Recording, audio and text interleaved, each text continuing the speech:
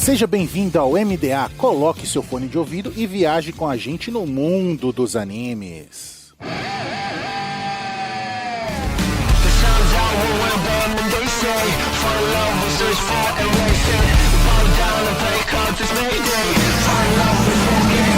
E estamos no ar com o MDA, seja um navio pirata ou uma nuvem voadora, viaje com a gente no mundo dos animes. E nesta semana, vamos viajar no mundo revolucionário de Code Geass, Rosé of the Recapture.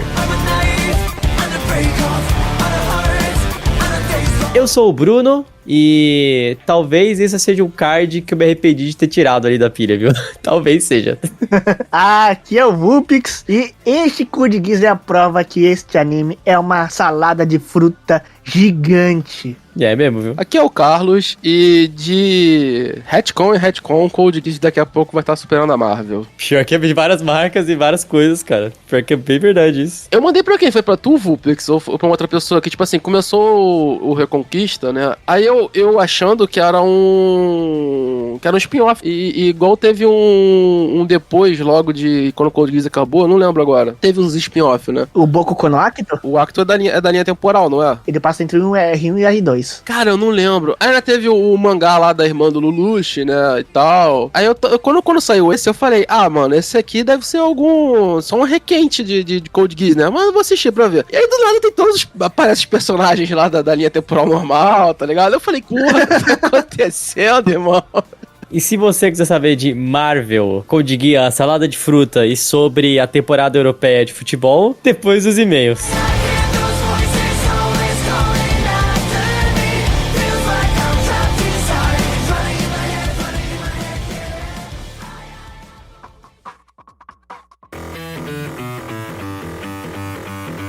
Gente, o patrão ficou maluco na Anime Hunter. Sim, nossos parceiros agora estão com 15% de desconto no Pix e no dinheiro e 5% de desconto no cartão com o cupom MDA. Também somos parceiros da Crunchyroll, o maior streaming focado em animes no Brasil, e Rádio J Hero, onde estamos todo domingo às 4 da tarde.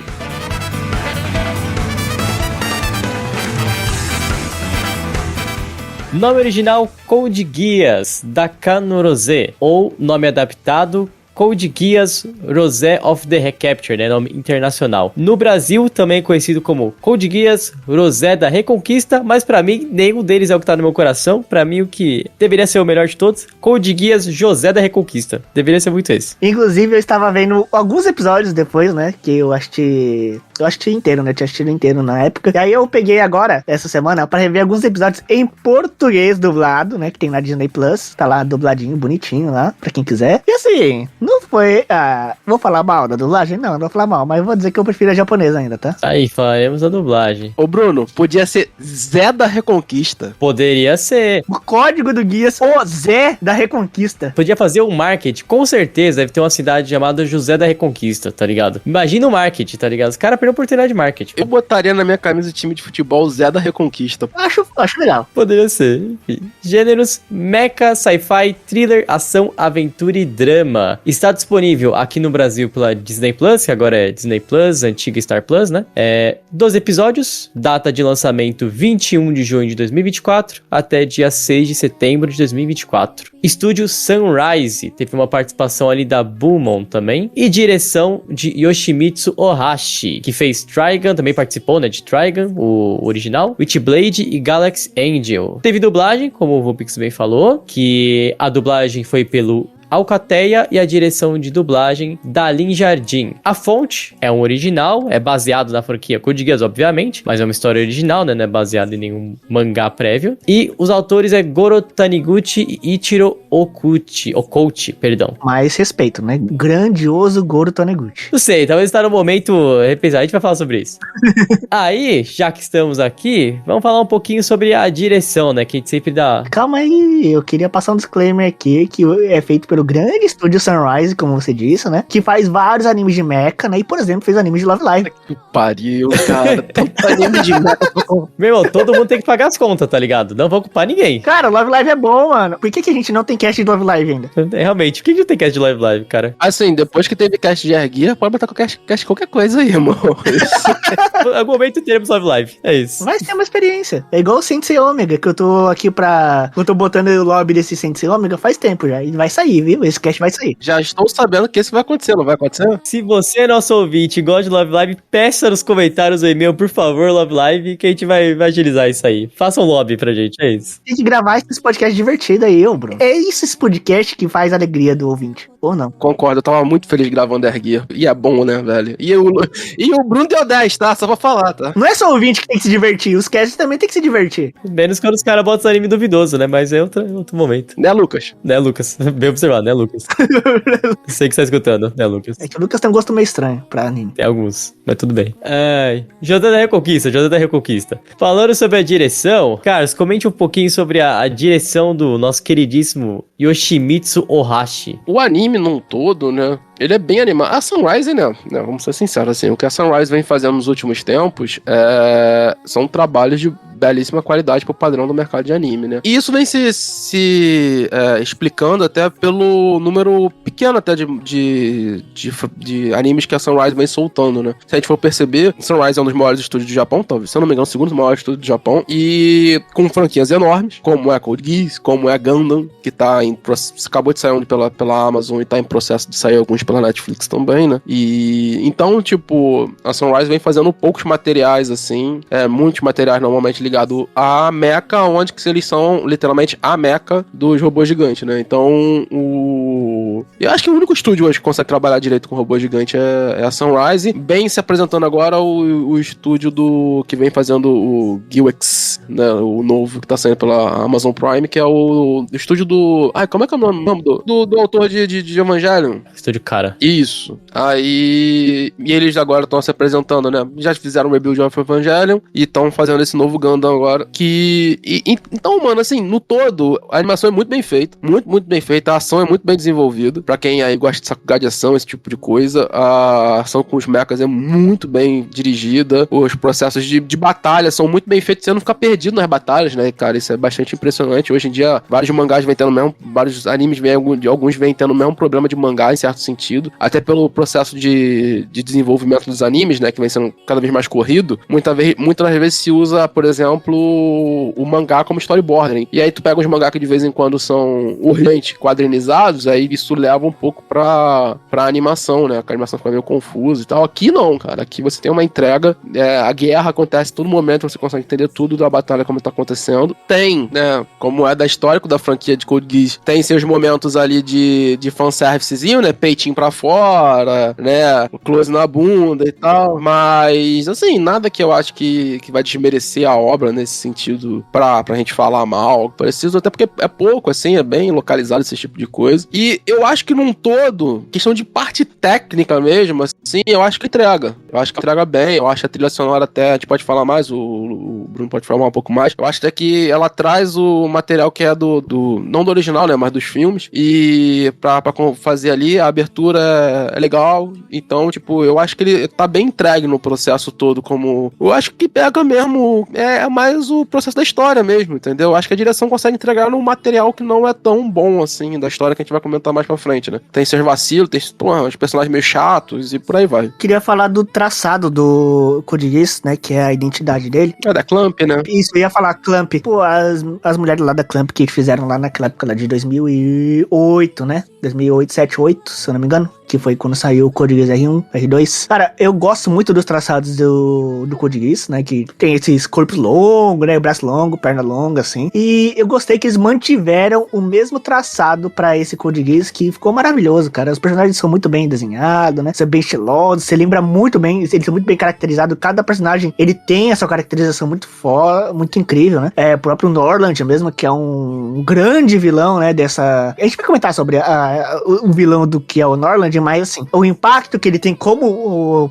uma presença, né, de vilão, é muito pela característica dele, que a gente vê desde o começo que esse cara aqui tem alguma coisa, sabe? Esse cara aqui, ele tem ele tem alguma coisa que, pelo jeito que ele é desenhado, tudo, a imponência dele. Então, o próprio Ash mesmo, né, o Rose, eu acho isso bem característico da Clamp de conseguir fazer esses traçados, sabe? Acho muito bom. E eu gostei que eles mantiveram isso. Mas lê a sinopse, a gente começa a entrar sobre o anime. Depois dos eventos canônicos de Code Geass R2, com o fim, né? E no caso, depois que o Lelouch botou em plano seu Zero Hekken, né? Que consistia no plano onde o Suzaku, como Zero, deveria matar o demônio do mundo, né? Que todo o ódio estava concentrado em um lugar só, que era no Imperador ditador Lelouch V. Britânia. Suzaku mataria o Lelouch para acabar com toda a guerra, todo o ódio do mundo, e assim a paz reinar, certo? E então entramos no Code Geass Rose of the Recapture, que se passa no ano 7 da Era Koa, depois de todos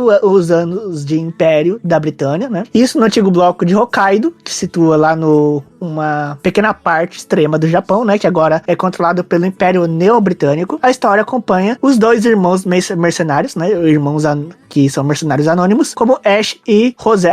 A gente vai chamar de Rosé ou de Rose? Ah, Rosé. Os dois irmãos lá, o Ash e o Rosé, que embarcam em uma missão para recapturar a Imperatriz a Sakuya e libertar a região das garras do Império Britânico novamente, porque, né, eles tomaram essa região de Hokkaido para si e novamente fazendo os japoneses de escravos. São uns bandos de corno mesmo, né? Esses caras britânicos. E Ash é um habilidoso piloto de Nightmare Frame, enquanto Rosé se destaca na coleta de informações e estratégia, que nós sabemos, né, que não é só uma coleta de informação assim, de jeito normal, porque Rosé tem um guias.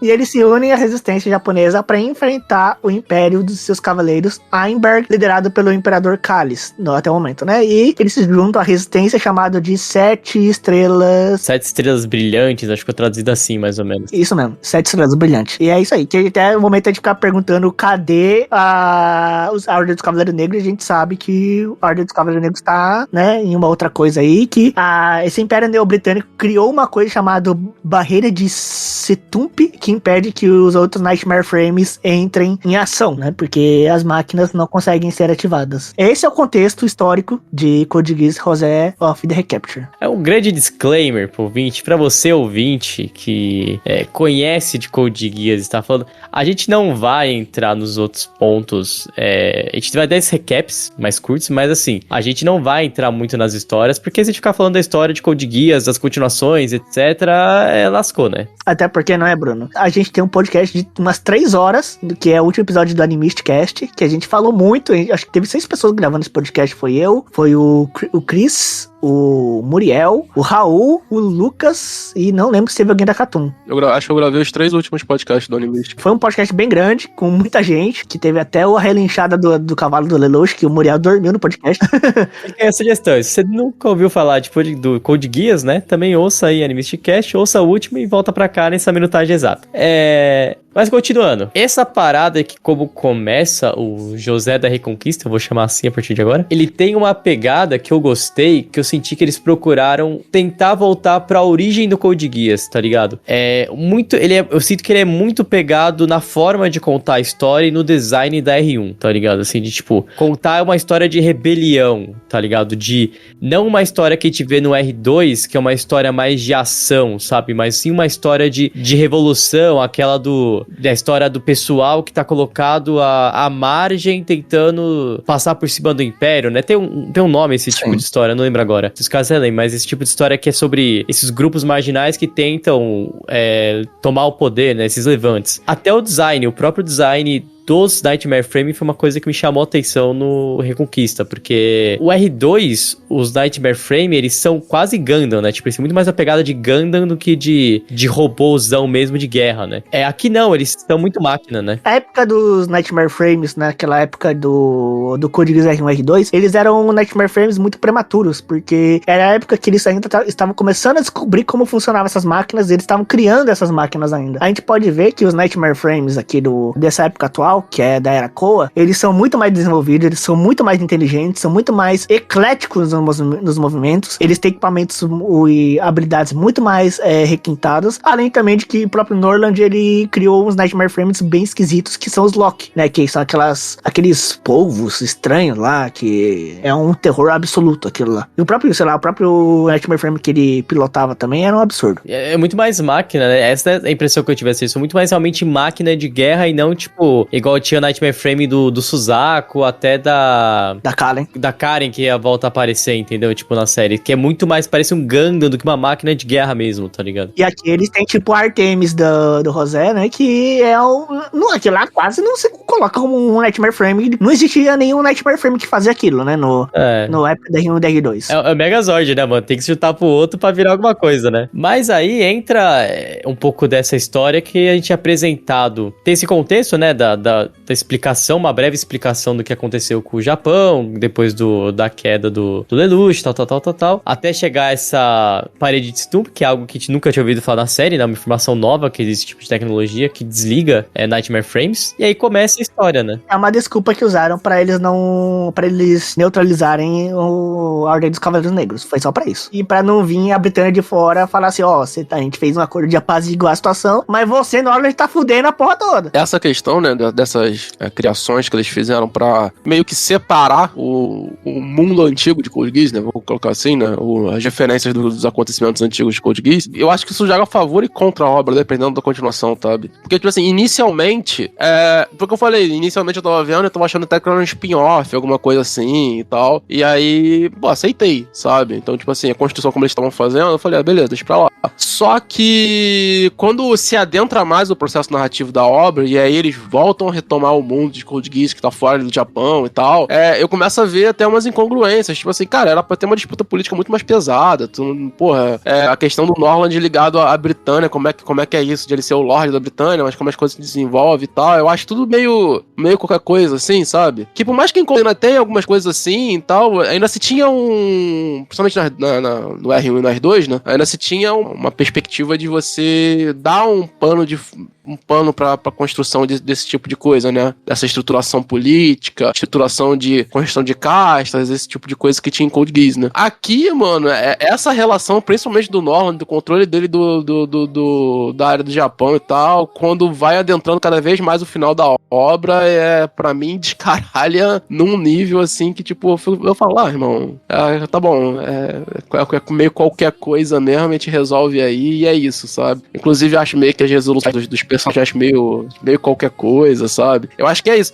Eu acho que eles têm boas ideias no início da obra e conforme eles vão desenvolvendo, a coisa vai... Eu acho que eles sabiam o que eles queriam, mas como foi feito no final, acabou não ficando tão legal, sabe? Eu acho que isso se deve a alguns pontos também. Um deles é o quão eles queriam finalizar rápido, eles não tinham tempo pra desenvolver, porque a gente viu que Code Geass, R1 e R2, foi desenvolvido em 50 episódios e ficou pouco ainda. E aqui você desenvolver tudo isso em 12 episódios, porque assim, o universo de Code Geass, ele é um universo muito rico, geopoliticamente. Porque, convenhamos, Code Geass é sobre geopolítica, certo? E quando a gente fala sobre geopolítica, a gente precisa ter todas as vertentes dos impérios, das forças políticas, tendo a sua força demonstrada, né? E tendo os seus argumentos de por que eles devem estar ali e por que tais ações estão sendo tomadas. Algo que eu senti falta, que provavelmente o Carlos também sentiu falta, da congruência política deles, é que a falta da representatividade dos poderes políticos aqui. Por exemplo, se isso aqui é uma continuação, cadê a representatividade política dos mais fortes da sua política atual? Que seria quem? O Zero e a Nunnally. A gente viu que uns breves momentos do Zero e da Nunnally, mas eles estão completamente avulsos. Eles estão completamente à parte. Não, nem conta. Nem conta com eles, porque eles deram argumento totalmente pífio de eles não estarem participando de tudo isso, que é a barreira de síntope e bloqueia tudo que vem de fora. Mas, a força política que tem a Britânia, que no caso é muito, né, nessa época da Era Koa, e o poder que deveria ter a Imperatriz Nunnally e o seu cavaleiro lá, que é o Zero, eles deveriam ter uma força absurda politicamente. E aí você vê que eles estão totalmente avulsos, eles não têm poder. Eles não têm poder político ali, poder bélico, poder político, nada. Não, e não só isso, né, tipo assim, quando acontece o ataque no final lá, né, que a Britânia, por exemplo, é atacada, fica a impressão que a Nana ali e o Suzaku tá como Zero, né? Eles, assim, eles não têm controle nenhum do Estado, sabe? Quem controla são os outros. Que eu esqueci o nome dela, é a menina de cabelo ruivo. Tem que entender que ela que tá fazendo esse processo de controle junto com o pessoal do resto e meio que a polícia mundial são os Cavaleiros Negros, né? O poder passa pra aquelas Organizações Unidas, que aí quem faz a parte bélica é os Cavaleiros Negros, tá ligado? Mais ou menos meio que o poder político lá agora é a Ordem dos Cavaleiros Negros, né? Eles são a força política lá. Isso, entendeu? E assim, fica meio paia esse processo todo, porque, beleza, a gente não pode entrar lá por uma questão de, tipo assim, dessa parte de forças armadas, tá ligado? Mas assim, depois a obra vai fazendo uma construção de narrativa política mesmo das coisas, inclusive eles trazem a Sumeragi de volta, né, da obra original, e que tipo assim, meio que não casa. E assim, é uma coisa que eu tô falando, porque, por exemplo, só pra dar um exemplo meio escroto, eu acho que ficaria um pouquinho melhor, de vez de apresentar todo esse contexto no final da obra, porque eles vão apresentar esse processo todo no final da obra. Talvez eles tivessem feito algo, por exemplo, lá, Star Wars, tá ligado? Tu entra com uma chamada dizendo o que aconteceu nesse meio tempo. Beleza, as pessoas viram lá os filmes, 4, então elas vão saber. Não, mano, entra com um preâmbulo ali, dizendo o que aconteceu, como é que foi a tomada, esse tipo de coisa, entendeu? E depois você entra pra história principal. Porque aí não fica meio jogado e você também não precisa gastar esse tempo na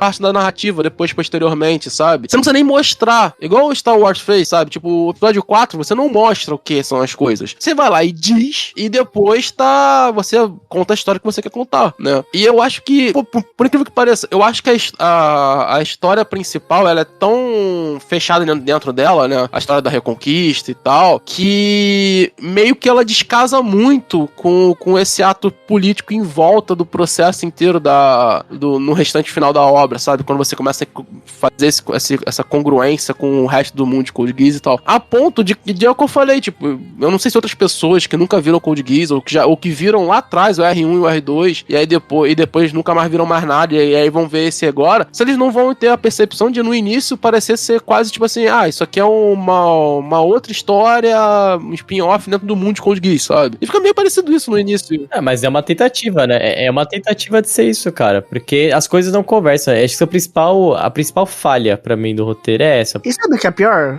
Se você quiser colocar na sua cabeça de que aquilo é um spin-off, você consegue também, porque o Code Geass R2 te deu essa abertura pra você decidir qual que é o final do Code Geass, se você quer que o Lelouch seja morto ou se você quer que ele seja vivo. Ele é uma faca de dois gumes, porque assim, ele te dá uma abertura, ele cria um precedente que você pode criar o que você quiser. Isso é ruim também, porque você pode criar várias histórias de algo que você não precisa mexer. Cara, eu chegar no meu ponto mas aí eu discordo com você, porque o Rosé of the Recaptures, da Reconquista, ele bota coisas na obra que dão claro que é pra ser uma continuação. Ele coloca elementos, por exemplo, a origem do Geass da Sumeragi Sakuya é claramente eles falando, olha, isso aqui é a continuação, e a cena que tem depois, que é a cena que volta a aparecer o Lelouch, tá ligado? O Lelouch dá pra ela, né? Tipo, que não tem pra que ter aquela cena, né? Não tem pra ter, não tem. É fanservice. E, inclusive, eu acho até que o anime não era incrível, tá? Só pra deixar bem claro. Mas eu acho que ele era um anime conciso. Até, tipo assim, começar a se entender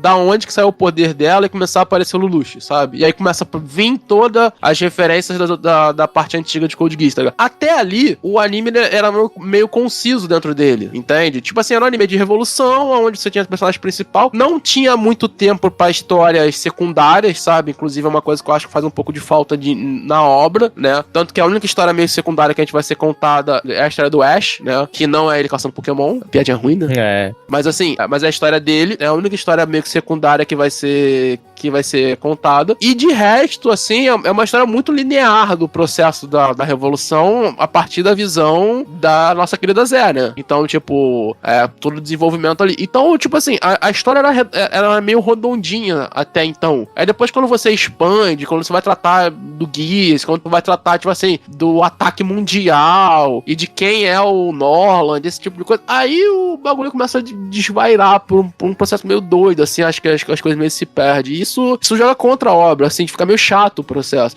É o que eu tô falando, já não tava incrível desde o início, assim, sabe? Eu acho que faltava um pouquinho de desenvolvimento dos personagens e tal, mas tipo assim, o ato do revolucionário por si só, ele já é algo meio grandioso, já é algo que atrai muita gente, sabe? Me atrai, por exemplo, como fazer esse desenvolvimento, como fazer esses acontecimentos, né? o embate contra um poder opressivo, né? Um processo meio fascista. Então, esse tipo de embate, como narrativa, ele já funciona por si só. E aí, eu não acho a personagem da Zé ruim, eu acho ela uma personagem até ok pro desenvolvimento da obra, do jeito como as coisas vão acontecendo. Acho que falta ali algumas coisas nos personagens secundários, mas o anime tava caminhando, aí aparece isso tudo e a gente tem esses problemas. E eu brinquei que eu mandei mensagem pra uma pessoa que tinha visto tudo de Code Geass, eu achava que era o Vulpix, mas não. E aí eu perguntei, cara, isso aí tá fazendo referência ao quê? Aos filmes? A porra toda, porque eu não lembro, tá ligado? Tem tanto tempo que eu já vi. Aquela própria referência da Fladia, com a menina que é filha do cientista do R2. Qual é o nome da mina, velho? A loirinha? Não, a de cabelo verde. Nina Ashford. Ah, sim! Isso, porque depois é filho do cientista mesmo do R2 e tal. Então, tipo assim, a série, ela deixa claro que é uma sequência ao Code Geass, só que o que me quebra é isso que a gente tá falando, tipo assim, eles não datam o quão longe é da história do R2, tá ligado? Mas é uma sequência que você pode decidir se você quer que seja uma sequência ou não, sabe? Porque isso aqui é tipo assim, é canônico, mas você pode decidir se você quer que seja uma continuação ou não. Porque assim, é isso que eu falo pra você, que esse que é o problema do R2. O R2 ele termina perfeito. Só que ele abre um precedente que é o quê? Que você pode criar várias obras e falar assim, todas essas obras que a gente criou pode ser uma continuação de Code Geass. E você decide qual linha temporal você quer que seja, se você quer que não seja, pode ser qualquer coisa também, porque ele termina bem no R2 e aquilo é o final. Mas você também pode fazer uma continuação, sabe? É tipo um fanfic. Isso aqui é muito fanfic. O Reserve The Recap é uma das fanfics que foi ao ar. E razoavelmente eu acho até interessante, por mais que eu acho meio paia do Japão ter um novo processo de imperialismo sobre ele, tá ligado? Eu acho interessante o que o Bruno comentou, de tipo, eles voltarem à origem de Code Geass, sabe? O que era a ideia original e tal. Ao mesmo tempo que eu acho meio paia você fazer uma continuação da obra voltando sempre no início dela, sabe? Tipo, talvez, cara, seria talvez uma coisa mais legal como é que tá sendo esse processo de entendimento de britânicos ou neo-britânicos junto japoneses no mesmo lugar, qual é a merda que tá acontecendo e tal, sei lá, tô dando uma ideia. Mas a gente não tá aqui pra analisar a ideia, a gente tá aqui pra analisar o que é a obra, né? E quando eu vi isso, eu falei, meu pai, tá ligado? Mas aí a obra foi construindo e eu falei, não, beleza, tá indo, vambora. E aí ela vai não caminhando tão direito, como o Vulpix falou, eu sei lá, velho, assim, eu entendo ele como igual o Bruno, é continuação pra mim. Eles continuaram a obra do jeito que quiseram continuar o mundo de Code Geass, aquilo ali é algum reflexo do mundo de Code Geass. Aí, a sinopse coloca que é 7 anos depois e tal, mas assim, 7 anos depois do que, né? Porque o nego já teve filho pra caralho, as coisas já aconteceram pra caceta, né? Então... beleza, 7 anos depois, vamos imaginar que é 7 anos depois do Zero Hacking, ok. Aí, como é que o Japão, que recém passou pelo processo, não lembra nada, porque a mina a Sakuya Sumeragi, não sabe nada praticamente sobre os Cavaleiros Negros, não sabe nada sobre a Luna, não sabe nada sobre o Zero, não sabe nada sobre a história do Império Neo-Britânico, que é o que eles estavam até agora há pouco sendo dominados, tá ligado? E tipo assim, parece que não tem resistência ainda, tá ligado? Desde a época do Lelouch, porque, mano, a época do Lelouch tinha resistência pra todo lado, tá ligado, velho? E aí só surge um grupo que você fica meio, beleza, tá ligado? Esses caras só estão contra um inimigo novo, entendeu? E não conversa muito bem com o que tinha no final da história, né? É isso que é o que, pra mim, não cola no roteiro. Tipo, eles falaram, vamos criar uma história, porque, sei lá, porque ninguém se lembra mais do que é Code Geass, tá ligado? A galera nova que tá vendo anime não lembra mais do que é Code Geass. Então a gente vai dar um resumão breve aqui e segue a bala, tá ligado? Só que não cola, tipo, não funciona, entendeu? E aí ele vai fazer essa amálgama de referência aos filmes, a sequência do acto e tudo mais, e tipo, cara, fica bizarro, né? Chega uma hora que fica bizarro o roteiro. Também é uma coisa que eles isolaram, né, toda essa, tipo, esse Império Neo-Britânico aí que eles dominaram, é uma parte do extremo norte do Japão, que é bem separado do resto do Japão, né, porque o Japão é um arquipélago. E eu acho que isso foi uma das desculpas que usaram, que tipo assim, naquele distrito lá de Hokkaido, que é uma área gelada, né, uma área fria, ela tá praticamente avulsa do Japão, né, então eu acho que as forças militares não chegam até lá da maneira que eram pra chegar, tipo, por exemplo, se estivesse lá no gueto de Tóquio, assim como era tratado no Código R2. Eles mostram isso no anime, né? Mas não sei, sabe, também. Assim, vamos ser sinceros, né? O anime é meio sem sal, em certo momento, né? A partir da metade pra frente é sem sal, total. Entendeu? Então, tipo assim, como ele não empolga muito, assim, cara, a gente acaba pegando mais no pé dessas construções que são ligadas ao universo de Code Geass. Porque, tipo assim, mal ou bem, como o Vulpix comentou, né? Tipo, o Code Geass deixa aberto pra você fazer o que você quiser. Mas mal ou bem nem tanto, né? Porque, tipo assim, tem resoluções. Inclusive, tipo, tem a resolução. Acho que esse nome da mina lá que era chamada no Lelouch. A Shirley. A Shirley, isso. Tem, tipo, tem toda aquela discussão, tipo assim, ela morreu ou não morreu, tá ligado? Retcon ou não retcon, tá ligado? Porra toda da comunidade de Code Geass, sabe? Mas eu posso explicar. Canonicamente, ela morreu. Ela só não morreu na outra linha temporal, que eles fizeram aquela trilogia de filmes de recapitulação. A própria personagem já falou, a gente vai contar isso aqui como se fosse uma outra linha temporal, porque a gente fez merda. Aquela linha temporal lá não existe, porque eles deixaram ela viva e aquele filme, quarto filme, que é a ressurreição de Lelouch, ele não é canônico, ele só faz parte apenas da sequência dessa trilogia de filmes cagada que eles fizeram. Apenas isso. E no final, então, a Shirley, ela não tá viva, tanto que a gente nem vê ela aqui, né? Pra fim de Azar da Reconquista, ela tá morta. Mas uma coisa que eu pergunto, cadê a Karen? Não, ela só aparece em 20 segundos de tela, né? Depois, é isso. É isso que eu tô falando, entendeu? Tipo, algumas resoluções de personagens antigos e tal, fica paia quando você vai fazer um anime desse tipo, que já tá trabalhando uma franquia grande, esse tipo de coisa, de você querer dar quase uma de Marvelzinha, assim, você querer dar piscadela pro fã dessa porra pra ficar jogando ideiazinha. Tipo assim, ó, esse cara aqui que era lá do outro, tá aqui, ó, esse cara aqui tá aqui. Mano, isso é meio paia pra roteiro, sabe? Isso não funciona direito, isso é merda. Porque, na verdade, o que a gente fica olhando? A gente fica olhando, porra, esses caras estão lá e tal, mas o que essa galera tá fazendo? Por que metade do Japão, uma parte do Japão tá dominada por uns caras lá e não tem uma atuação política mais forte pra resolver esse BO, tá ligado? O nego tá sendo... Tudo bem, a gente vai entender, né? Israel tá hoje fazendo o que faz e aí tem uma galera lá de braço cruzado, é isso. É um processo parecido? É, mas tu vê como é complexo discutir esse tipo de coisa, discutir essas resoluções, sabe? E eu acho que nesse quesito, o anime, ele consegue fazer tão bem não, mas assim, consegue fazer bem um processo de desenvolvimento revolucionário, não é incrível, não é nada, mas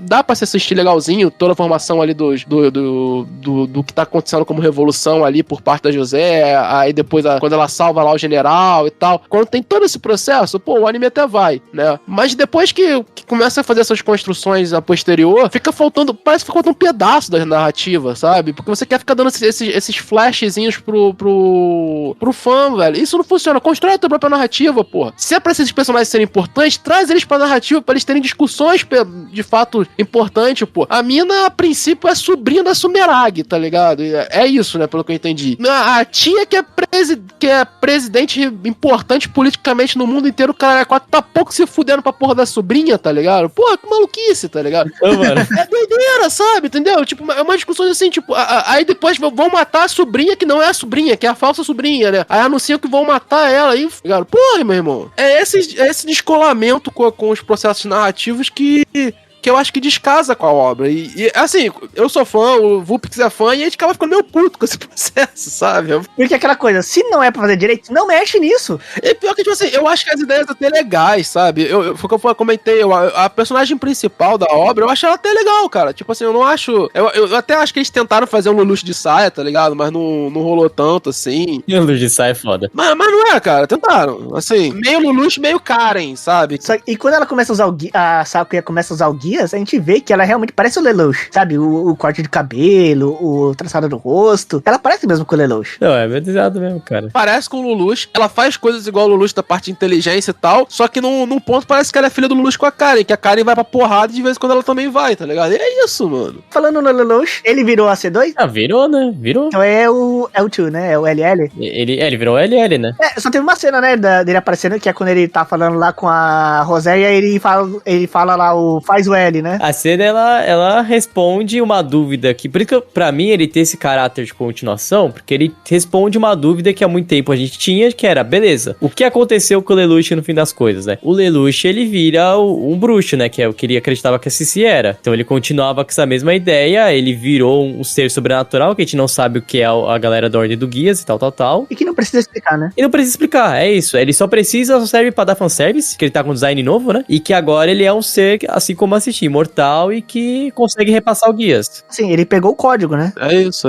Ganhou na loteria, né? Com o Charles V Britânia, que ele selou o Charles lá no Ragnarok. Sobre o José da Reconquista, aí, da obra em si, né? Se a gente parar de ligar com esses pontos do Guias, mas a obra em si, como o cara tá falando, a premissa é legal. A ideia é legal, mas chega na metade, cara... É que é muito pouco tempo de tela pra desenvolver, então é muito corrido, é tudo muito corrido. Chega num momento que eu acho que é depois que eles derrubam o Frey, que começa uma parada que deixa de ser política e vira mais um anime de ação. Quando começa aquela parada de que o Norland já tá no modo dane-se, tá ligado? E aí começa a explicar o arco do Ash, aí começa tudo uma parada de ação, tá ligado? De lutinha e tal. A obra perde o sentido, tipo, ela deixa de ser aquilo que a gente tava vendo de uma obra sobre revolução, sobre trama política, pra virar anime de ação, tá ligado? Lutinha de robô e lutinha de gente. Mas é isso mesmo. Aí você olha aquilo e fala, cara, mas peraí. Até chegar nos últimos que é descabalhaço, né? Os últimos acabou. E assim, sabe qual é o pior também desse arco, desses atos finais? É que eles acabam focando nesse passado do Ash, acabam focando nos vilões. E cara, sendo mais sincero assim, o Ash é o cara dancando a porrada, ele é muito mal desenvolvido, mas tudo bem, vai lá que ele tenha lá o passado triste dele, né, pra gente chorar e tal. Que assim, em anime, porra, tu tem que ter pelo menos um ou dois personagens com passado triste fudido, né? É mais ou menos isso. Anime tem que animizar. Mas assim, ainda acho legal que tem todo o rolê lá da como a Sumeragi, como a nossa querida Zé utiliza a imagem do irmão dele, né, e tal. Eu acho essa ideia bem bacana, como é que são construídos, a questão de culpa que um e o outro tem com eles mesmos, né, e tal. Eu acho isso bastante interessante, né, mas assim, em certo sentido, a narrativa dele é uma narrativa que, assim, você já viu 300 mil animes, então, tipo, não vou nem falar nem bem nem mal, acho que ela acontece na obra e beleza, serve pra pontuar algumas coisas, mas principalmente quando a gente começa a entrar no drama de, tipo, derrotar vilão, apresentar vilão e tudo mais e tal, cara, é uma porrada de vilão aleatório, e é isso que eu acho que também perde muito peso da obra, sabe? Porque, tipo assim, é uma reclamação que o pessoal tinha muito com Star Wars, tô voltando a Star Wars porque eu acho parecido os processos, que agora com Endor, por exemplo, o pessoal tava recapitulando e falando, agora em Endor, a gente tem uma noção foda de como o Império era o bicho do capiroto, tá ligado? Como o Império era uma máquina de fazer merda, de opressão. Como o Vulpix acabou de comentar, como tem pouco tempo o anime, fica o quê? Fica um bando de vilão caricato de anime lá sendo construído, onde que no final você tem o super robô do mal lá em cima com um cara aleatório, tá ligado? Com um loiro aleatório. É bizarro, mano. É bizarro aquilo, é bizarro, mano. E aí, tipo, tem isso, e aí no final ele é um ser estranho, mal contado lá pra aquela coisa, que tem o passado com o Ash, ele é o pai, não é o pai, esse tipo de coisa, tanto faz, beleza. E que tem toda essa construção ali, mas no final das contas, tipo, o início da obra, o foda era, cara, a gente sempre via esses seres sendo muito opressores com aquela população e com aquele grupo de revolucionário, era difícil pra eles conseguirem as vitórias e tal, a galera morria, esse tipo de coisa. E é uma coisa que Code Geass, num todo, ele consegue fazer bem, eles conseguem mostrar como o Império da Britânia é um bicho filha da puta, tá ligado? É isso que eu tô falando do Império lá de Star Wars. E aqui, eles começam bem esse processo narrativo, demonstrando como esse Neo Império da Britânia consegue ser tão ruim ou pior do que o antigo, e no final, eles são os caras aleatórios de anime, sabe? São os bonecão, e você perde a obra com isso. Porque como o Bruno falou, vira só ação pela ação, e com os personagens vilão que você tem que derrotar aleatório, velho. Então, tipo, não dá gancho pra parada, sabe? Papo 10, o Lelouch, quando ele mata lá o primo dele, sei lá, o irmão, acho que no segundo episódio de Code Geass, é mais impactante que trocentas mortes de vilão, né, no Zé da Reconquista aqui, sabe? É muito mais impactante. Por quê? Tem a construção ali da dificuldade, de o cara ser um cara pica, de uma caixa, a gente já vai entendendo. Aí apresenta que ele é parente do Lelouch e tu fala, caralho, mano, o maluco matou o parente a sangue frio lá. Você tem uma estruturação ali, sabe? Mínima, em 2 episódios, que aqui se perde na obra. Cara, isso que as obras hoje em dia de audiovisual são meio foda. Tem certas coisas que você não precisa contar. Como a gente acabou de falar aqui, o Geass, a história do Geass, o que é o Geass, o bruxo, o Lelouch, o Caramba 4, não é o Ronaldinho, é o Lelouch. Porra, você pode deixar de contar essas coisas, sabe? Não vai fazer falta pra obra. Inclusive, ajuda a criar o mito da obra. Mas tem certas coisas que você tem que saber contar. Senão, mano, vai ficar qualquer coisa. E aqui, no caso, principalmente vilão, porra, mano, é qualquer coisa, literalmente, mano. É mais um boneco da Marvel, pra voltar lá no início do cast, sabe? É mais um vilão qualquer coisa da Marvel. Aquela explicaçõezinha lá, ruim, patética, de que o Norland, é um receptáculo pro Charlie. Os caras nunca citaram o Charles lá dessa porra desse José da Reconquista, mano, tá ligado? Era pra passar a mentalidade do Charles, pra tornar tornar ele eterno. Mas que é isso, cara? Mano, quando que o Charles iria querer um receptáculo pra mente dele? Nunca, cara. Eu falei, mano, era só os caras falar que... Primeiro que ele fala a parada dos Cavaleiros da Tábua, que já era de outra obra, tá ligado? Era do R2, o R1, isso aí, ninguém lembra. Você entende que é uma galera de elite, tá ligado? Que tá lá servindo ao Imperador. Aí, em vez do cara falar que não, é um cara que sempre almejou poder e quis roubar do Charles, não, vou inventar uma desculpa que ele é... Ah, mano, aí não é possível, tá ligado? Aí começa a loucura de que ele não é humano. Ah, ele tem um robô lá que agora se conecta com a mente, tá ligado? A parada é meio... Ó, ele tem o poder adicional aqui, tá ligado? Eu virou um Eva.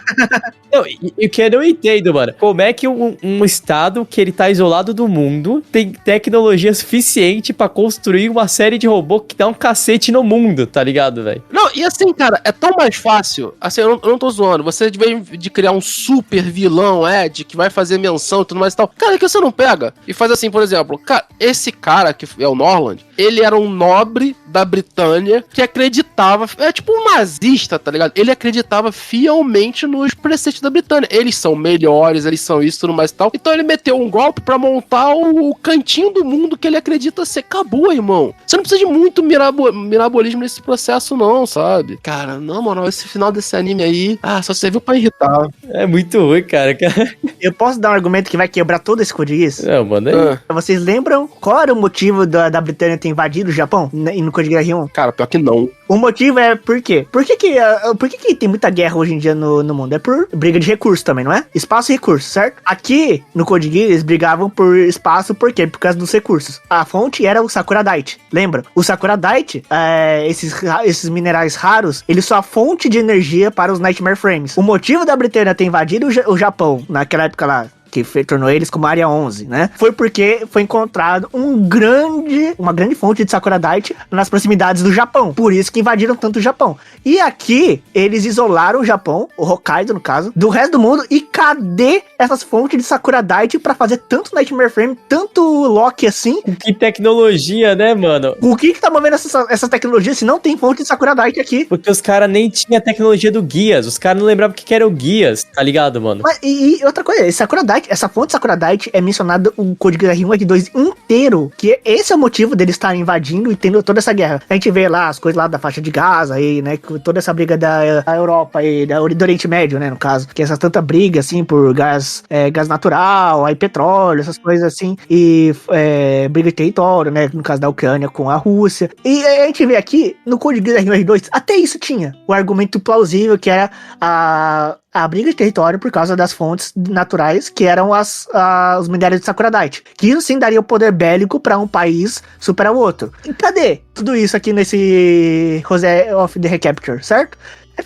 É só um pretexto realmente para você contar uma história do irmão lá contar a história do Ash e a história da José. Então falta um pouco assim de congruência, sabe? Que o cara falou que falta congruência. A gente vê que realmente a gente vai aprofundando nessas coisas. A gente vê que falta mesmo uma congruência narrativa. Nesse ponto que parece que eles que criaram as coisas, eles esquecem de tudo isso. E que também a gente vê que nada mais é do que um puro fanservice essa série, né? Porque além de ter os personagens voltando, como o Lelouch voltou, a Cornélia voltou, a Nina voltou, todo mundo voltou, a gente vê que tem as mesmas fanservice, que são o quê? As fanservice de, como é que pode dizer? Bunda na tela. Bunda na tela, peito na tela, que tem muita cena inútil de peito na tela. Por exemplo, a Sakuya, a José chegando em casa, tirando... O episódio dela no meio lá no café, metade é isso, velho. Metade da cena da Haruka pilotando é close na bunda dela. É isso aí. Sim, mas eu não falo nem isso. É tipo as cenas da José, principalmente, que aparece ela tirando aquela cinta lá pra prender os peitos dela. Aí tem a cena dela no banho. Aí tem a cena dela amarrada, como se fosse, sabe, naqueles BDSM. Cara, tem muita cena inútil ali que não precisava mostrar, sabe? E a única coisa é pra mostrar peito na tela. E pra vender figure. Tá de ver que essa série é um fanservice puro em todos os sentidos. Fanservice narrativo, fanservice de, no caso, pra reviver as memórias dos personagens que a gente gostava muito, como Lelouch, por exemplo. E a Sunrise fala, é só botar uma cena de 5 segundos do Lelouch na tela que o povo vai surtar. E é isso que aconteceu. Não, e é literalmente 20 segundos, né? Que vai botando cada um, vai aparecendo cada um por 20 segundos. É isso aí.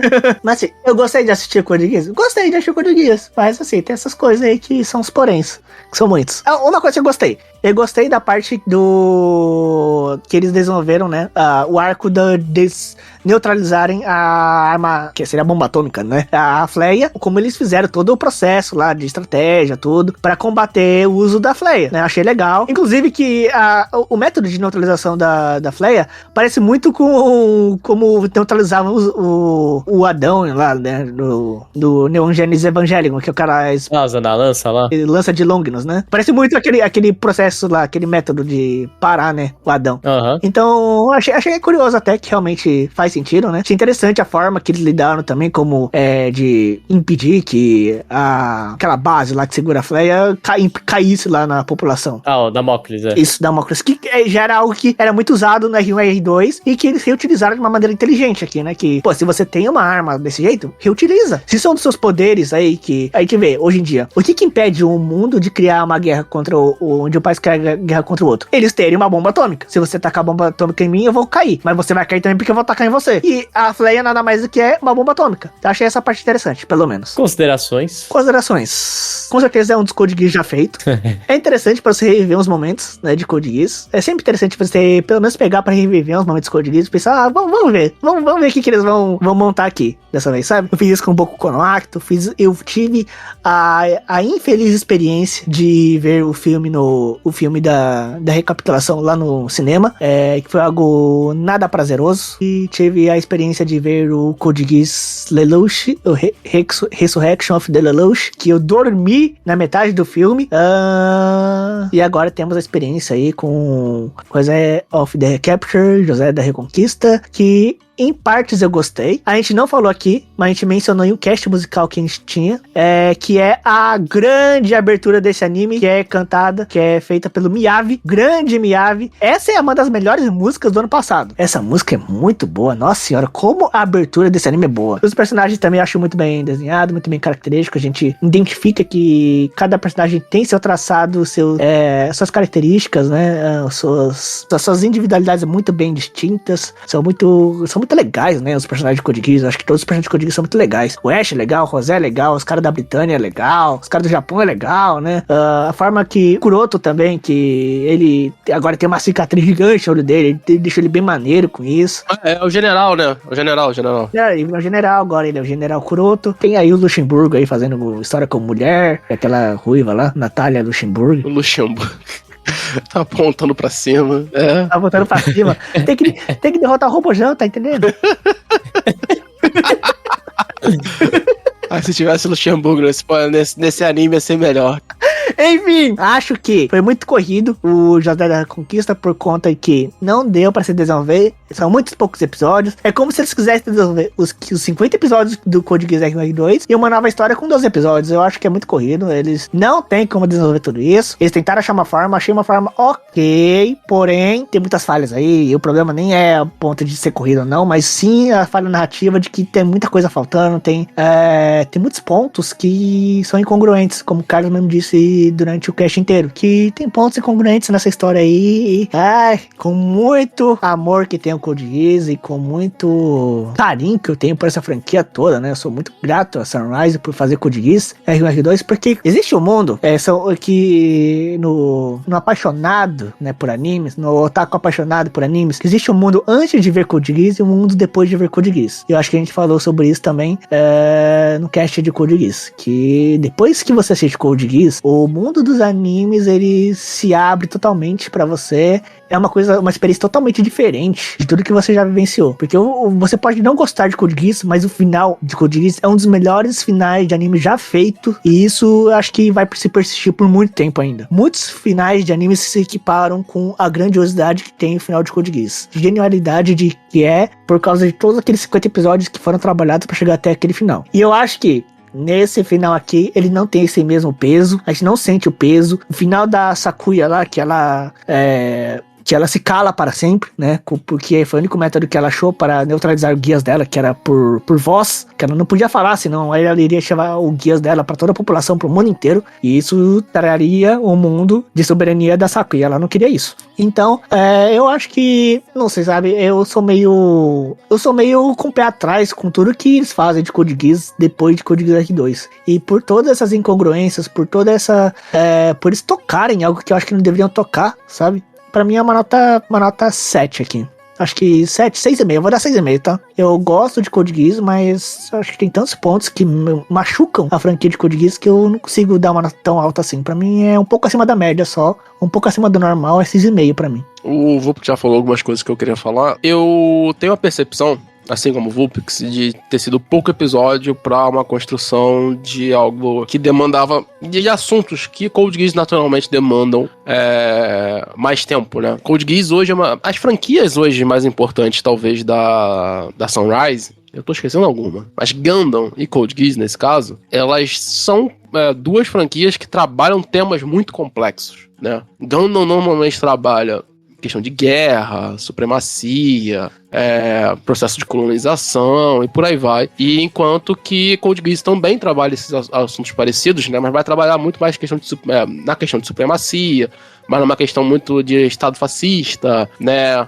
De tomada de poder, revolução, são assuntos parecidos com propósitos diferentes, né, nessa perspectiva. Acho que Gundam bem mais pegando uma questão de colonização, enquanto que uma discussão sobre isso, enquanto que Code Geass uma perspectiva muito mais, em certo sentido, revolucionária e de derrubada de poder, que também tem Gundam, né, mas acho que são processos um pouco diferentes. E aí, cara, quando você tem dificuldade, temas de tamanho complexidade, se demanda tempo para desenvolver eles, né? Se demanda uma maturidade para se desenvolver essas coisas, né? E que a gente não viu aqui, né? 2 episódios, cada um de 20 e poucos minutos, e que demandaria um roteiro muito redondo para conseguir sair algo mais interessante. Acho eu que o que acontece? Ali, a gente já comentou um pouquinho sobre isso, né? Se eles tivessem conseguido manter uma pegada bem mais, não vou chamar de intimista, mas numa perspectiva menor, como era o início da obra, só ali daquela região, só os acontecimentos que tinham ali, sem ligar muito ao mundo e tal, talvez o anime funcionasse melhor. Talvez, eu não sei, eu não posso dizer se ele funcionaria melhor ou não, né? E aí, sei lá pro episódio final, fazer uma introdução disso, de como o mundo e tal, né? Talvez ele funcionasse na maior parte do tempo. Quando ele resolve introduzir o mundo, ele começa a construir lacunas que a gente já comentou aqui, e isso de descarar o anime de um jeito muito grande. Mas eu acho que esse ponto também não é o pior ponto da obra. O pior ponto da obra são os personagens antagonistas da obra. Que ali, pra mim, é onde tem o descaralhamento pior da obra, né? Que até então você via um poder sobressaindo em cima de um povo, né? Você tem todo esse processo, você tem entendimento do processo revolucionário, você tem algumas deixas interessantes, né? Que são feitas mesmo nessa fase. Por exemplo, a relação do Ash com o pai da Zé, né? Eu acho uma relação interessante que vai ligar a relação deles dois, como é que termina a relação deles dois, né? Como é essa perspectiva trágica, né? Do personagem do Ash, o personagem quase shakespeariano, né? Um personagem super trágico e tal. Então, eu acho que existem pontos interessantes ali ainda na obra, mas num todo, uma coisa que uma obra desse tipo precisa, que é o peso, a relevância, né? E você ter um inimigo tão pesado pra você dar essa construção de revolução tão forte, não se existe na obra. Além das falhas que a gente comentou já, relacionadas ao mundo de Code Geass. Infelizmente, cara, como o Vulpix falou, também sou fã pra caramba de Code Geass. Code Geass é um dos animes, assim, que tem algumas coisas na vida, animes e mangá, né? Mas também tem outras coisas, mas em questão de animes e mangá, que eu lembro que eu devorei na minha vida, assim, tipo, aquele bagulho que você vê e você só quer pensar no outro dia naquilo, né? Meu mangá favorito foi assim, Back, Code Geass, ele foi isso, principalmente o R1, que já tinha saído na época, foi muito disso na minha vida. E eu lembro de ser um dos animes que eu mais devorei de acompanhar, assim, tipo, caralho, isso aqui é muito foda. Então é um anime muito marcante pra mim. E aí eu fico com pena de ter uma obra que é tão... que os pontos altos já não são tão altos, né? Já não são tão estridentes, já não são de uma categoria tão boa. E e ela vai pra um ponto baixo muito, muito zoado, né? Eu acho que os roteiristas sabiam onde queriam chegar, sabe? Tipo, essa questão que o Vulpix falou no final, de você ter uma líder que não pode falar, que abdica do seu poder e da sua fala em prol meio que do seu povo, né? Num sentido desse. Era algo simbólico que eles queriam trabalhar esse final. Acho que o final dela com o Ash era um final que eles já queriam trabalhar mesmo desse jeito. Acho interessante, acho as resoluções finais interessantes, acho algumas outras resoluções legais, mas a meiuca ali do caminho é um destempero completo, as coisas não dão bem, é aquela comida que você faz no final, tem um resultado ok, mas o meio do caminho é um desastre completo, quase bota fogo na casa, sabe? E, cara, eu acho que 6,5 é uma nota saudável pra esse anime, sabe? Assim, ele tem seus momentos interessantes, acho a personagem principal interessante, por exemplo, acho que do nosso querido general, que eu já esqueci o nome dele de novo, assim, já é um outro personagem que aparece na obra interessante, tem algumas coisas ali legais, mas que tem outras coisas que não desce, assim, é bem zoado. Cara, José da Reconquista, né? A franquia Code Geass, depois do final do R2, ela tem um seríssimo problema, né? Que você teve, como o Wolf bem falou, um dos finais mais bem executados de anime, né? Que é o final da R2, e você cria um problemão. Você percebe que são diversas as tentativas de dar continuidade pra obra, de revisitar a obra, de uma franquia que ainda é muito lucrativa, mas que os próprios donos, os próprios criadores não conseguem reexecutar na mesma ideia, né? Na mesma excelência que eles tiveram com o R1 e R2. Então, assim, o Acto, todos os outros pra mim não são bons. José da Reconquista também não é bom. Pra mim não é um anime bom, não é um anime que, caraca, representa um pouco do Code Geass. Talvez é o que mais se aproxima, como eu falei, dessa questão de voltar às origens do R1, da história da revolução, tem essa questão de revolução, do design e tal, mas ainda assim é muito insosso, não lembra Code Geass, não lembra aquilo que a gente via de caraca, a história do Lelouch, a história dos Cavaleiros, do Império Britânico e tal. É muito insosso, e chega na metade, você tá com vontade quase de dropar a obra, entendeu? Você chega ali e fala, cara, os últimos 2 episódios eu vi porque tinha que gravar, a realidade é essa, entendeu? Eu vi porque tinha que gravar, e é muito ruim falar isso, assim, pra uma obra que carrega o nome Code Geass, né? Carrega um peso desse no legado.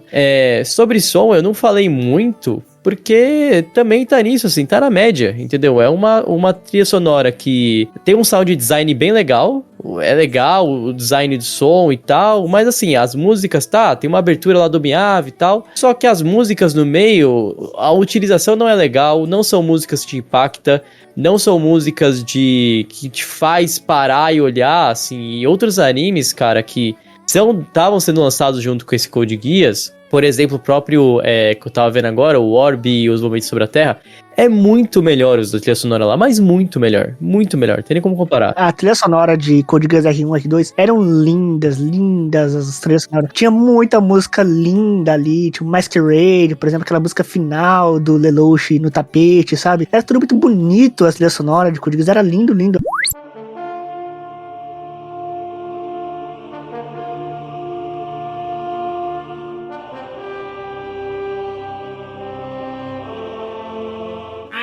Cara, parece que bateram um eletrônico na luta final contra o Norland, ficou esquisitão. Cara, você vê que teve mais esmero trabalhando o barulho do laser do que a trilha sonora, que tá ligado? O laser que roubou o salto, entendeu? Então, tipo assim, não... Faltou a identidade da trilha. Identidade, essa é a palavra. E sabe qual é o mais foda? Quando você tá falando de um assunto como esse de revolução e tal, era mais num lugar muito específico, como o Vupix apresentou pra gente, que é Hokkaido, né? Cara, por que tu não traz os sons daquele local, tá ligado? Que todo local assim tem... Eu tenho certeza que Hokkaido deve ter algum tipo de música, algum tipo de instrumento que deve ser muito marcante da região, alguma coisa assim. Esse tipo de coisa tem que ser trazido pra uma obra dessa, tá ligado? Você vai acabar botando uns eletrônicos pra quê, sabe? A representatividade local que você diz. Não existe, né? Na obra é zero, né? Não é zero. Bom, é isso. Tem alguns problemas técnicos também, até a gente tá falando de dublagem, assim, cara, algumas vozes eu não gostei, mas eu sempre gosto que os animes sejam dublados, acho que é uma porta de entrada. Mas, sério, a galera precisa resolver problema de volume, cara. Pra ontem, tá ligado? É mais um anime que você bota no dublado e você tem que ficar regulando o volume, porque o efeito do som tá muito alto, cara. Mais uma vez, isso daí é problema de mixagem, esse problema de masterização totalmente resolvível. Mas eu gostei que fosse dublado, então normalmente eu gosto que ele seja dublado. E assim, a gente falou, alguns pontos muito positivos, muito negativos. O que eu gostei é o design, novamente, eu gostei do design, acho que é legal, mas o resto é muito insosso, cara, é muito aquém do que a gente esperava de Code Geass, entendeu? entendeu? Pra mim, também, assim, o meu critério é animes com ideias boas, mas que não tem uma execução legal, elas estão perto do 7. Só que tem uma diferença, assim, por exemplo, Log Horizon é um anime que tá assim, e é um anime que eu consegui ver até o final. Eu gostei de ver o final. Agora aqui não, cara, o final eu tava arrastado pra ver. Então, pra mim, é um 6. O máximo posso dar um 6, por mais que é um anime bonito, com design e tal, eu não consigo ver mais do que isso. É um anime que passa muito na média e que só ganhou uma fama porque ele carrega o nome Code Geass. É isso. E o nome do Miyavi também. Mas é jogada de marketing, né, cara? É algo que tem acontecido no Japão, assim, trazer nomes importantes da indústria musical. Bom, e juntando um 6,5, um 6,5, um 6, a gente tem... vai dar 6,3 aproximado. Então essa é a nota que a gente dá aí pra... a nota da Britânia, nota dos ingleses aí, ó, 6,3, parabéns. E fica a crítica aí ao Sunrise, né, cara? Fica a crítica...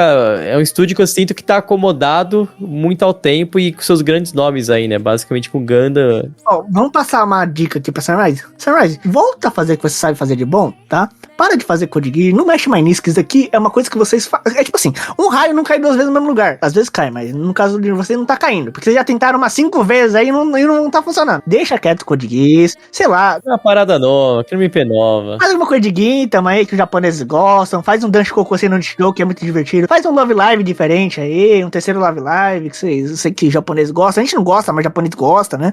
Sei lá, faz tipo... Inuyasha não mexe também no Inuyasha, né? Não mexe mais nisso. Não, nem precisa, né, velho? Pô, isso aí... pior que vão mexer, né? Sabe que vão mexer. Então, uma hora vai vir. Uma hora vai vir. Cara, a gente precisa fazer um cast de Firebrain. Ninguém conhece, mas eu conheço, é bom. Não sei, Sunrise, para de fazer Code Geass, só para de fazer Code Geass. Chega disso. Fazer Gundam, que eu já fazer Gundam. Mas se você concorda com a gente ou não concorda, se você gostou da nossa opinião, não gostou, tem seus pontos, manda pra gente gosta sempre de ouvir, de conversar sobre. Você pode mandar sua opinião através de podcast@mundosanimes.com, na caixinha de comentários do Spotify, ou a partir de R$5 você pode apoiar esse podcast, né, apoiar esse programa, a continuar a gente gravando, falando sobre animes, e também dar a sua opinião no nosso grupo exclusivo para os apoiadores, a partir de R$5, e subir nas categorias você pode até mesmo estar aqui na gravação do podcast, ouvindo a gente ao vivo, comentando aqui no chat com a gente, e falando, não, vocês estão falando um monte de besteira, mano. E como o pessoal pode apoiar a gente, eu vou Pix, por onde? Pode apoiar no nosso catarse.me/MDA. Ajude o nosso podcast a ter aquele um pouquinho financeiro melhorzinho, assim, pra pagar nossos editores, né? Afinal, o Raul e o Lucas, assim, eles fazem parte do podcast, mas eles também gastam muito tempo deles para editar os podcasts. A gente vê que temos aí o Papo Nerd com elas, temos aí os episódios semanais, né? Que afinal, o Raul e o Lucas, eles já têm muita coisa pra fazer. E assim, a gente poder ajudar os nossos editores que fazem o trabalho sujo aqui o trabalho difícil, né? Do podcast, dá um pouco de agrado e assim, eu acho que é o que a gente podia fazer pra ajudar um pouco eles, sabe? Então, vocês que são nossos apoiadores, muito obrigado, né? Eu vou falar aqui o nome dos apoiadores, que é o Alex Seringer, Bruno Rezende, Carlos Petroni, Guilherme Henrique, Guilherme Lourenço, Lucas Batista, Nathan Kleiman, Yasmin Gonçalves. Muito obrigado a vocês que são nossos apoiadores. Vocês nos ajudam muito a partir do valor de R$5. Vocês podem também ter aí o nosso, por exemplo, o nosso Tier 2, que é o Gear Second, onde você paga R$25 e você pode escolher um podcast do mês para ouvir nosso Discord aqui, enquanto tem a nossa gravação ao vivo, como por exemplo a gente tá fazendo hoje, né? Vocês que são do Tier Gear Second, vocês podem sim ouvir um episódio ao vivo com sem cortes, nem nada, sem censura, tudo o que a gente fala, e quem sabe você pega alguma pérola que não vá pro podcast e vocês peguem aí e possam pegar várias, né? Várias. Saber as merdas que a gente fala, assim, várias. É isso, muito obrigado, galera, até o próximo episódio e valeu!